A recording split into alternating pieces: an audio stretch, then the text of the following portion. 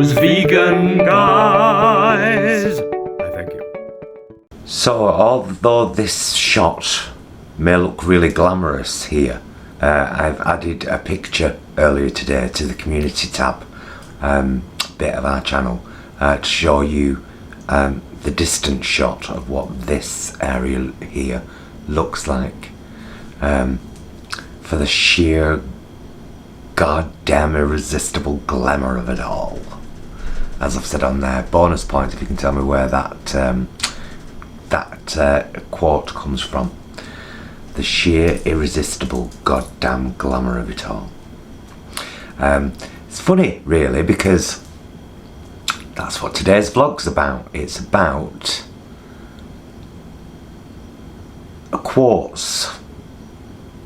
It's actually about movies, music and books that I believe have changed my life in some ways, and I suppose in some ways as well, if my good old friend Brain Girl Headrider in Ireland is correct, and I've no reason to assume she isn't, what I do is also a form of archetypal magic.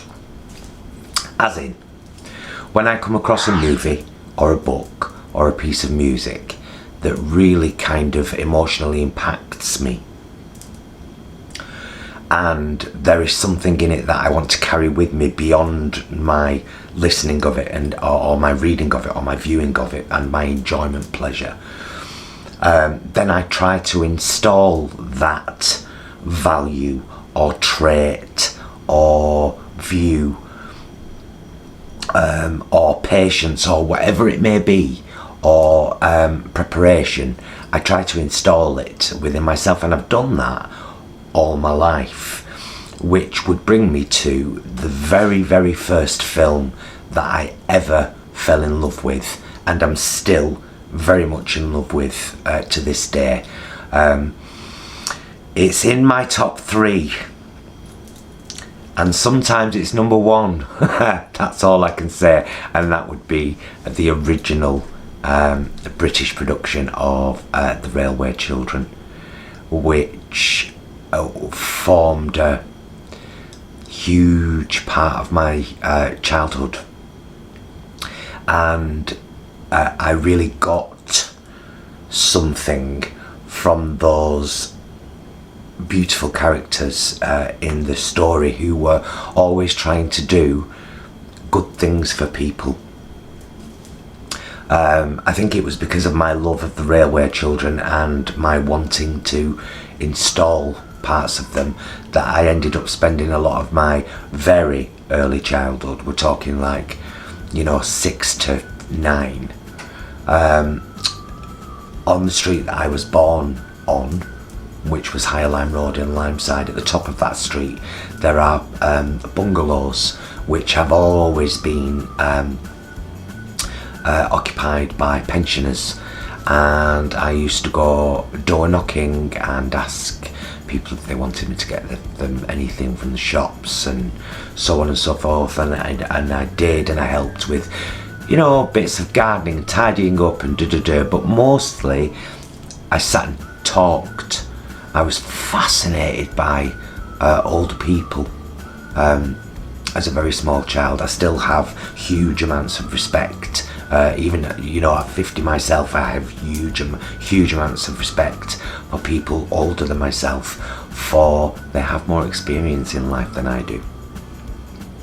And so The Railway Children was my kind of number 1 film as a kid, and like I said, the first film I ever fell in love with. Something else that I fell in love with very much so was a series called Bagpuss. And I know that most UK people will be aware of Bagpuss, but I'm not sure of Bagpuss's reach beyond our tiny island here. But Bagpuss was the story of a saggy old cloth cat, baggy and a bit loose at the seams. But Emily loved him. Emily was a little girl that owned a shop, but it didn't really sell anything at all. everything in that shop had been found and put there by Emily so that people could, God, it makes me emotional just talking about it, find the things they'd lost.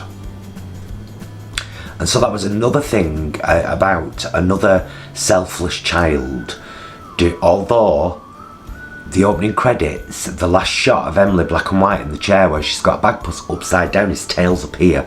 I always hated that. I was like, why is he not facing you? But why you? Anyway, that's by the by. Emily didn't really appear in the series, she was just in the opening credits. But Bagpuss was and is a huge part of my life, as is the Railway Children. So they were the kind of televisual things that made a major impact on me when I was a kid. Very closely followed, by The Lion, the Witch and the Wardrobe. I adored the book so much. It wasn't until years later that I actually bought the full series of the Chronicles of Narnia and realised that there was a book before The Lion, the Witch and the Wardrobe. For those of you that don't know this, by the way, in the first book, The Three Rings, or The Magician's Nephew, I can't remember what order they go in now, but in the first book, the little boy sees that he gets to Narnia through a kind of portal. Is he using the three rings? Been a long time since I've read them. Anyway, at the end of the book, let's go to the end of the book, his mum is very, very poorly, so Aslan gives him an apple to take back for her, which she eats and it makes her better. The apple core is planted in the garden and it grows into a huge tree which is cut down and made into a wardrobe, and that's how the wardrobe in The Lion, the Witch and the Wardrobe is the gateway to Narnia. So I loved the Chronicles of Narnia, but as a kid only The Lion, the Witch and the Wardrobe. I don't even know if I was told that it was a series of books when I was in school. And then there have been things that have touched me in kind of many ways. When it comes to music, there are pretty much everything that Barbra Streisand's ever sung. I'm a huge Barbra Streisand fan, not a fanatic, never written to her out. And I certainly wouldn't pay the extortionate prices to see her as much as I adore her, because I'm just like, Babs, you've got enough money. But I do buy every album, always have, and I just think that there are few singers that can carry that kind of story and emotion in their voice. I adore Barbara as a singer and an actress and a director and a human being. I just think she's a wonderful person. So pretty much anything by Barbara has been installed in me at some point. Many of her songs have carried me through some of the darkest moments of my life, some of the darkest relationships. She's always been there, and so, you know, that has to be mentioned because it's massively important. And it's very rare for any other songs by any other artists to necessarily have that kind of impact on me, but one that did was at the very start of my college journey when I first met Jason, and it was Olive, You're Not Alone. And again, that whenever I hear that song, I immediately get tingles. I just love it, and I kind of installed it as a this sounds down weird, I know. I installed it as a song to Paul from Gemini, saying, you're not alone, I'm always going to be there whenever you need me, kind of thing. And I visualise her singing it to me when I hear the song. Told you I was weird. So that's that song as well. There's been a couple of other songs recently that I've kind of really impacted on me. But let's just go back to books for a second. So I think books, especially if what the protagonist is going through something that teaches you something about something you've been through or about to go through. Am I right in thinking that those kind of books automatically, become close to you because of that link? So there is a book called Black Swan Green, and it's seen through the eyes of a young boy called Jason who has a stammer. So straight away I'm in there because my husband's called Jason and I have lived most of my life with stammer-stutter. There are still certain words that I get stuck on. I found a way to alleviate much of my stammer by thinking about what I'm going to say before I say it, and sometimes speaking in silly voices. There's a method behind the madness. And this book, it was October 2012, and me, Jason, my mum and dad, my sister Sharon and her husband, my sister Denise, had all gone to Gran Canaria, Alcudia. What am I talking about? Mallorca. Alcudia in Mallorca. For what we knew was Dad's last holiday. He'd paid for us all to go. Unfortunately, my brother couldn't go. I think that's one of his big regrets. Anyway, although my brother spent every Friday night with my dad, so there was this one day we'd all been out for lunch and we'd had a couple of beers, and then everyone had stayed out. Me and Jason had gone back to the apartment, I think because the cafe where everyone was having lunch didn't necessarily have anything that we could eat. I think that's why we'd gone back and had something from the apartment. Plus we just didn't want to kind of carry on drinking. And I was reading this particular part in the book where Jason was in a basement toilet in his house, and he was listening to his mum and his auntie in the backyard having a conversation. The window was open on the toilet. He was listening to them having a conversation, and they were talking about how they forgot that their parents were no longer around, and used to think that they were still there, and but it was beautifully written. It was poignantly written. It was just this beautiful section in this book, and I was sat on the balcony. Jason was having a lie down in the room. I was sat on the balcony reading this bit, and I just lost it because it really brought it to home. We're about to lose a parent for good. And yeah, burst out crying. Of course, everyone walks in at that point, don't they? So I had to sort myself. So that book is a huge one for me.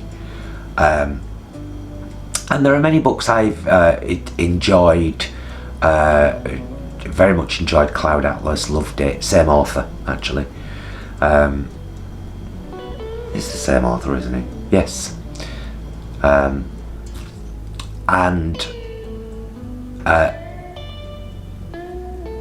Yeah, Cloud Atlas, the quotes from Sonmi 421 as well have been kind of quite impacting, and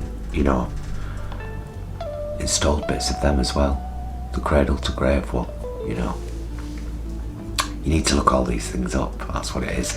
Now then, this is going to be a multi-part video, by the way, which I just thought, one of our lovely subscribers, thank you subscriber, put a post on one of our live videos yesterday, where Stuart and I were out shopping, I think, and said, like, Stuart, will you get this channel up and running? The library is over, so that I can find out the book that changed Paul's life, because I must have mentioned in that. And then I thought, right, I'm not waiting. I love you, Stuart, but I'm not waiting no more. I'm a daily vlogger, and this is a daily vlog, so I'm not waiting for you anymore. The book that literally changed my life was Amanda Palmer, The Art of Asking. And it changed my life because I read it partly on a holiday, and I was reading it. This was while I was hosting the TV show. If you've never seen the episode of the TV show, by the way, that had major complaints made about me, well, one, and then I was taken off air, I'll link it up there because it's a really interesting episode. Anyway, so I was reading this book at that time, and Amanda Palmer is just one of those rare and very trusting and beautiful humans who doesn't see herself, although she's a performer and so she's up on the stage, she doesn't see herself as any different than the people that come to see her. I so get that. And so she stayed with them and things, and the book was really about not being afraid to ask. I'm reading something on Facebook, and I read about this guy called Jean, who was walking sponsored by a vegan shoe company, and he was walking from Scotland right the way down Britain and all through Europe for the animals. And I would have never done this had I not read that book. I contacted him on Facebook because he was promoting it on Facebook, and said, if you're coming through Manchester, I would love you to come on the show and talk about what you're doing and why you're doing it. I wish I still had that episode, it was great. And you're more than welcome to come and stay at our home, because I knew that he was doing that throughout. I would have never done that before reading that book, but it just kind of made me want to be more open and giving, and not be so distrusting of humans, which I am sometimes. It's I mean, you look at the world around you and it's, it can be a dark place. Anyway, he came, he washed his clothes, he showered, we had a wonderful meal, he was on the show the next day, and then he went on his travels, and none of that would have happened had it not been for me reading Amanda Palmer's book, The Art of Asking, which is an amazing book. There's also another little book which had quite the impact on me, and I shared it on Facebook. Now this one is freely downloadable as a PDF to anybody that is interested in reading it, and it's only 14 or 15 pages, so it's really easy to read, but it's just so impacting. One of the quotes that I get from it is, if you want to be epic, do epic shit, which is a great quote. But the book is called The Universe Doesn't Give a Flying About You. That's what it's called. And I read it and was so impacted by it that, like I say, I shared it on Facebook, and lots of friends downloaded it, and then they shared it. This was going back a few years. I'll find it. I will find it. So good. So the link will be down there in the description. I've waffled, haven't I? 19 minutes so far, kid. So sorry. I have a lot to say. As for movies, it would be really difficult to tell you why without a full 10-minute video on each movie, but the movies that have massively impacted me and made a big impact in my life and made me see something that I should cherish more or that is lacking and I need to find again are Parenthood, 84 Charing Cross Road, Gabbo Talks,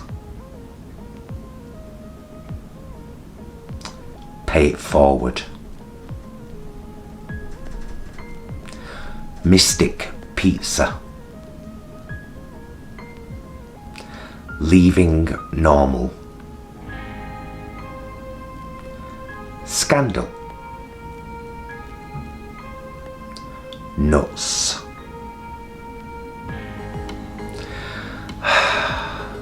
Baghdad Cafe, massive place in my heart, Pure Friendship, Magic.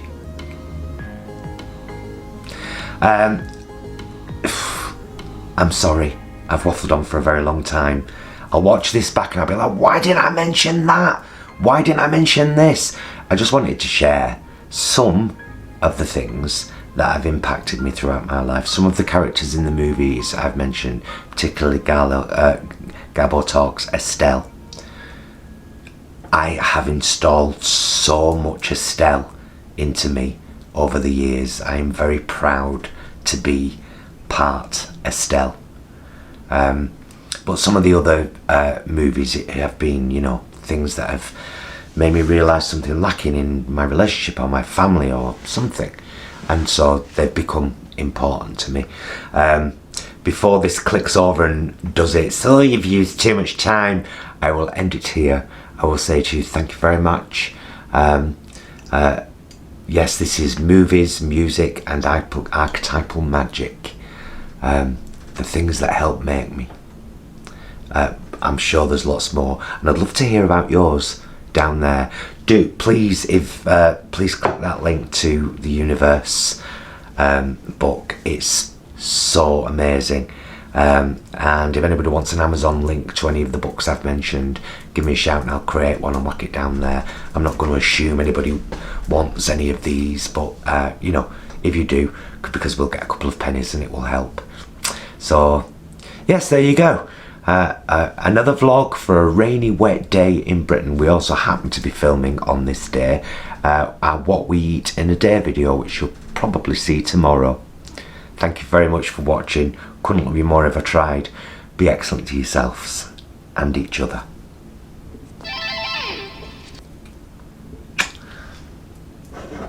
And I've still got most of a cup of coffee left, so it's all good. It's warm, honey. Really hope you've enjoyed the video. Please do like and subscribe, it helps us out loads. It really does. And check down there in the description because you'll find loads of links. The 2 ways that you can best support us to keep this channel going are through becoming a patron on our Patreon down there in the description, or buying our merch, darling. Fabulous link down there. We deal with a fabulous vegan company called Vegan Original. Check it out, guys.